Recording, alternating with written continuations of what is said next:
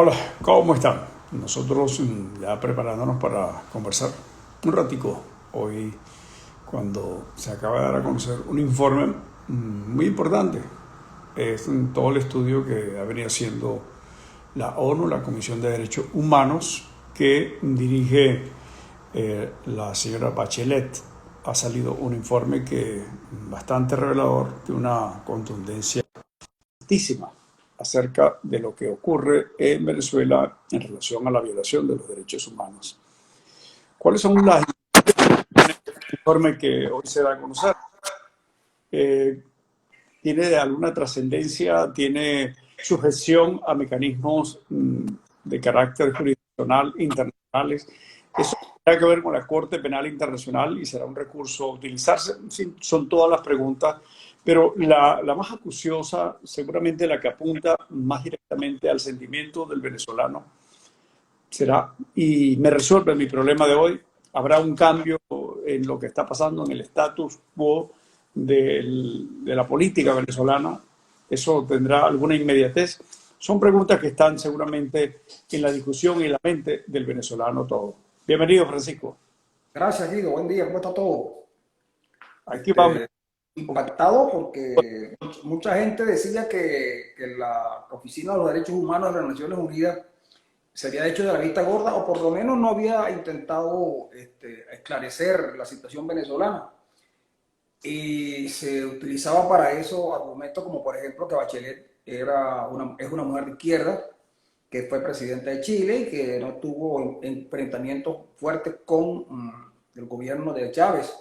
Pero sin embargo ya ves cómo las cosas vuelven a ponerse en el lugar que tienen que estar. Ciertamente las denuncias que se habían hecho interna y externamente sobre la conducta del Estado venezolano en la violación de los derechos humanos no podía ocultarse por más tiempo y son las Naciones Unidas las que condenan hoy al gobierno de Maduro por una conducta que efectivamente no está en el desideratum de un gobierno democrático. Yo no estoy muy seguro si esto va a servir para que Maduro reflexione, porque casi creo que ellos estas cosas las hacen con suma libertad y para eso tienen como espejo al gobierno cubano que viola los derechos humanos desde hace muchos años y sin embargo para muchos intelectuales y personas importantes, incluso en los Estados Unidos, eso no es importante porque todavía se le rinde culto a la gesta de la Sierra Maestra de los cubanos y la deposición de Batista. Pero sin embargo, en una situación de pandemia, con unas elecciones que están por venir y con algunas otras cosas que evidentemente van a ocurrir en los próximos meses, la posición del gobierno no es la mejor. No es la mejor porque cuesta mucho salir a defenderlo de esta denuncia de derechos humanos. Y aun cuando ellos han contado con alguna protección, como por ejemplo la de ese tribunal que está en La Haya, sin embargo, nada garantiza que no hayan sanciones mucho más fuertes. Solo que, solo que en Venezuela no está estructurada una política que lleve al gobierno a tener que hacer concesiones. Yo creo que hasta ahora eso no ha sido posible y no ha sido posible porque no hay una estrategia común para eso. Pero sin duda, este informe va a afectar, yo no creo que mucho, pero sí va a afectar al gobierno venezolano. Bueno, ¿qué será mucho? ¿Qué será poco? ¿Qué será? Yo creo que el problema es el tiempo, ¿no? Y es lo que realmente apremia. Es cuando la gente en Venezuela tiene cortes eléctricos y eso, en consecuencia, trae en cascada una complejísima problemática. La persona que está enferma, pues, se deteriora aún más. Los que están sanos pierden su calidad de vida. Se desvanece la posibilidad del rehacer de la economía, de algún modo ir creando un proceso que permita que la economía reaparezca, una economía alternativa, qué sé yo, cómo se puede llamar hoy ante una situación donde en un país monoproductor, un país con inmensos ingresos producto del petróleo, no solo ya no los tiene, en consecuencia, pues está instalado todo un proceso empresarial, industrial, que tiene que ver con eso, con el petróleo, y todo eso está desmantelado, paralizado. Eso supone entonces un impacto enorme para la economía, la capacidad empleadora, pérdida del poder adquisitivo de muchos venezolanos. Entonces, ¿cómo hacer cuando nos paraliza el coronavirus y cuando ciertamente un gobierno que tiene más de 20 años cogió una fortuna y la hizo gris, la desapareció? Realmente son unos magos que ya, por supuesto, aparecen en el mundo y eso no termina tampoco de resolver el problema. Bueno, que si están hablando que si hay unas cuentas de Alessat que era un desconocido para los venezolanos, porque no es venezolano, un tipo que hace muy poco tiempo, en relación a la inmensa fortuna que hoy tiene, pues era un comerciante callejero en Barranquilla, de esos que anda vendiendo cosas por allí. No era ni idea. Los colombianos están pues asombrados como ese señor al que conocieron en esas actividades tan precarias hoy es mega millonario. Entonces tiene 700 millones congelados, dicen. Y así, vamos por Roberto Rincón, que parece que ya tiene un acuerdo aquí, va a estar preso, entre comillas, porque está en su casa. Entonces, depende de la cantidad de dinero que se robe, así será de indulgente la ley del mundo. Ahí está este juez que se hizo una fama en su momento y hoy convertido en un defensor de esas arpías que han saqueado un país tan sufrido como Venezuela. El señor Garzón, no importa el prestigio, lo importante es el dinero. Entonces, esas son las cosas que quizás, llevado a cada uno de sus detalles, hace que el problema de Venezuela se haya convertido en una especie de cuero seco. Pero bueno, sobornaron a mucha gente del Caribe, mucha gente en el mundo, incluso en los Estados Unidos. Recuerden que aquí regalaban combustible para los pobres, entre comillas, de Nueva York. En Londres también hicieron aportes. Países desarrollados, ciudades donde el ciudadano, cuando hablan de, mire, el ciudadano tiene problemas económicos, bueno, es que tiene un carrito muy barato y vive en un barrio, en una casa más pequeña, pero come todos los días, tiene salud garantizada, etcétera. Esos son los pobres, los países del primer mundo. O sea, también hay lo que llaman los homeless, gente, pero eso es una minoría muy, muy delgada que está vinculada a cuestiones adictivas, a drogas, a alcoholismo, en fin. Entonces, el problema de Venezuela sí, debe ser tomado como un asunto donde tú lo planteabas, lo que supone entonces que esto subsista a pesar de. Entonces, ¿qué hace falta en Venezuela?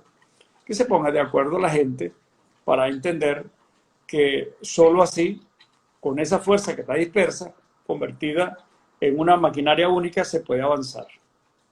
Sí, fíjate tú, por ejemplo, que ayer anotabas el asunto de José Luis Merino, que fue un alto dirigente del Frente de Farabundo Martí en El Salvador, y creo que era el encargado de los negocios de Petroalba en El Salvador. Y fíjate tú, por ejemplo, cómo comienzan a hablarse de un lavado de cerca de $1.000 millones.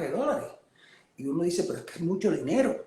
Cierto que allí pareciera ser que también la petrolera, el Alba la Alba estaba sirviendo para lavar dinero provenientes del delito, del narcotráfico. Pero lo que preocupa es cómo fue saqueado un país por gente que uno, es venezolano, está bien, y hay corrupción, y yo no la voy a apuntar. Pero es como si hubiese sido una cosa deliberada. Y yo me pregunto lo siguiente. Está bien, los cubanos son unos sátrapas, yo no lo dudo, los cubanos, me refiero al gobierno cubano. Y entiendo que ellos están allí contra la voluntad del pueblo cubano. Pero ellos no tienen cómo echar adelante la economía cubana, porque además de eso han cometido errores garrafales en su ejecutoria. Pero ¿cómo los cubanos dejaron que Venezuela se arruinara? La ruina de Venezuela está repercutiendo duramente en la economía cubana y en los cubanos. Yo digo, bueno, si nosotros... Yo creo que en ese enfoque hay que hacer una disección, porque los cubanos no son todos los cubanos. Hay una élite y está muy bien. Los hijos de esa élite cubana están viviendo en Europa, viajan en vuelos privados. Si eso no les importa, o sea, apelar a eso, a que ver cómo es posible que no se ocupe. Mira, en una oportunidad, y yo fui testigo de eso, un tipo le dijo a un ex ejecutivo de Corpozulia, allá de Maracaibo, que, mire, ¿cómo es que tú estás desempleado si tú fuiste administrador en Miraflores, qué sé yo? Y es que, bueno, que estoy pensando qué hago con mi vida, porque bueno, tenía algunos problemas. Y le dije, mira, aquí en Venezuela, y era un ministro de comercio que estaba prácticamente viviendo en Venezuela. Le dije, yo paso más tiempo aquí en Caracas que en La Habana, porque aquí es cuestión de tener un primo o un amigo en el alto gobierno y ya, mira, hay tantos negocios aquí, métete en eso, le digo. Bueno, poquito tiempo después, con otro zuliano metido en el tema lácteo, él consiguió las licencias, que los negocios hicieron dinero que de estar en la calle sin tener recursos pasó a tener aviones privados, su avión personal. O sea, ¿entiende? Entonces, no están mal los cubanos, están mal el No, pueblo. sí, sí, Está entonces retomo la mal cuestión, el pueblo cubano, yo no estoy hablando de la nomenclatura, estoy hablando del pueblo cubano, pero de cualquier manera, cuando tú tienes una vaca que da leche todos los días, tú tienes que darle el pasto a la leche, digo, a la vaca, y tienes que saber ordeñar, y tienes hasta que mimarla, y algunos hasta le cantan canciones a las vacas para que produzcan buena leche, pero los cubanos acabaron con la vaca. Es que cuando yo estaba viendo una cifra del comportamiento de la economía cubana y lo rápido que se equilibra, justamente cuando los recursos venezolanos comienzan a escasear.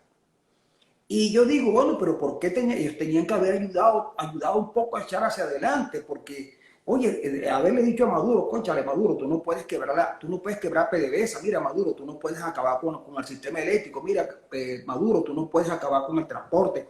Y entonces todo fue, chicos, una francachela, pero lo difícil, lo que a mí me llama la atención es que, oye, no hay propósito de enmienda y los tipos no son capaces en una reunión de ministros de decir, mira, esto lo estamos haciendo mal. El único que en Venezuela fue capaz de decir eso en una oportunidad fue Freddy Bernal, que dijo que había que buscar los mejores economistas, no importa que no fuesen chavistas, para derrumbar la economía venezolana. Creo que Bernal perdió su tiempo y luego se dedicó a lo que todos están haciendo, al pillaje.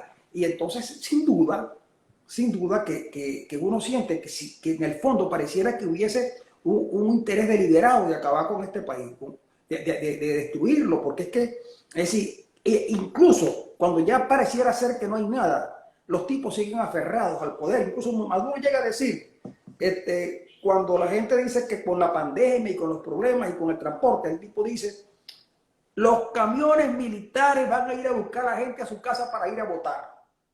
Y entonces uno dice, pero bueno, ¿cómo es eso? ¿Será que van a sacarlo a uno de la casa para ir a votar? Suerte que el centro de votación donde yo estoy queda frente a la casa, para no que me tengan que buscar los militares, porque yo con los militares, a mí no me llevan a votar, porque te voy a decir lo siguiente, yo tengo tantos amigos malintencionados que si me ven a mí en el camión de los militares para ir a votar, van a pensar que me llevan preso. Y entonces imagínate tú cuántos venezolanos podrán llevar, tendrán la gasolina para los camiones del ejército, tendrán para camionetas, tendrán para llevar a la gente a votar. Francisco, cuando uno se pregunta, o la gente asombrada dice, pero bueno, eso no se puede hacer porque eso viola la Constitución. Viola cualquier cosa, pero la Constitución, que es lo magno. O eso viola los derechos humanos. O eso destruye la economía y bueno, se va a acabar y la vaca se va a morir. O todo esto. Esa es una situación que entra en la lógica de la racionalidad, porque incluso alguien pragmático podría decir, no, yo voy a tener a esta persona aquí, no voy a permitir que se muera porque me está produciendo. Es un esclavo. El esclavo que tienes allí te va a seguir generando una actividad beneficiosa en la medida que esté viva. Pero no, esa lógica no está allí, porque hay una rebatiña donde cada quien hace lo que quiere. Y Venezuela se convirtió en cientos de parcelas donde los militares tienen cada uno, incluso entre ellos hay divisiones, pero lo que los inscribe en una línea de común denominador, en la columna que los une, es el afán de buscar dónde hacerse de dinero. Y ahí está entonces el CENIAT, con la movilización de puertos, aeropuertos, todo lo que supone todo esto, con las fronteras, el paso de mercancía o no, y los recursos. Aquel teleférico en Mérida, Andrés Izarra, que está ya olvidado, está por allá, está casado con una hija de Antonio Ledesma, se cogió el dinero, no pasó nada. Jesse Chacón se cogió una fortuna del sistema eléctrico Y después vino el otro y también se la cogió. Rafael Ramírez arruinó PDVSA y después pusieron a lo peor, peor que Ramírez, porque Ramírez era de la industria, era un conocedor de la industria. Y pusieron un militar, un sargento ahí, que le pusieron después como general, con absoluto despego de lo que significa lo técnico, pero con un claro propósito de enriquecimiento. Eso los une y no importa lo demás. El fin. Mira, Guido, tú sabes que Y nosotros ahora, nos estamos preguntando, mira, ¿y qué pasa? Que violan los derechos humanos. ¿Y qué pasa? Tenemos que estar claros que estamos. Por eso el asunto aquel de Guanipa en el Zulia, cuando dijo que no se iba a juramentar. Bueno, eso, el asunto de Guanipa, y que es muy respetable, debió estar desde el principio. Yo no participo en un proceso electoral donde los organismos son esto y esto y esto, y ya está. Y no participa. Y eso es muy respetable. Eso es muy respetable, pero nos metió en aquel berenjenal a todos los zulianos y hoy se está sufriendo unas consecuencias terribles y eso cualquiera, no, pero estaría igual o peor. Alguien me dijo, estaría preso. Bueno, ¿y cuál es el problema? ¿Cuál es el problema? Sí, entonces, ¿de qué se trata esto? ¿Se va a luchar o no se va a luchar? mira, Guido, ¿Qué es lo que... tú sabes que me preguntó un compañero de una emisora de Maracaibo que va a haber elecciones de gobernadores el año que viene y me dijo que si yo estaba dispuesto a ser candidato. Yo le dije, bueno, yo candidato sí, pero entonces me dice, ¿y qué sería lo que tú le prometerías al pueblo de Maracaibo para ganarte a los votos? Bueno, le dije, primero hablaría muy mal de Rosada. Y luego voy a proponer, y eso también te lo estoy consultando, porque yo sé que tú conoces de la técnica, la industria y cosas. Propondría un teleférico. Bueno, mira, yo sé que tienes una larga lista de promesas y además yo hago la propia. Te prometo apoyarte. Pero mañana nos ponemos de acuerdo porque tengo aquí un asunto ya de emergencia y es bueno que dejemos esa expectativa y que la gente esté haciendo su lista. Bueno, me parece muy bien, me parece formidable, perfecto. ¿Ah? Me parece formidable, Guido, muchas Hasta gracias. luego. Gracias.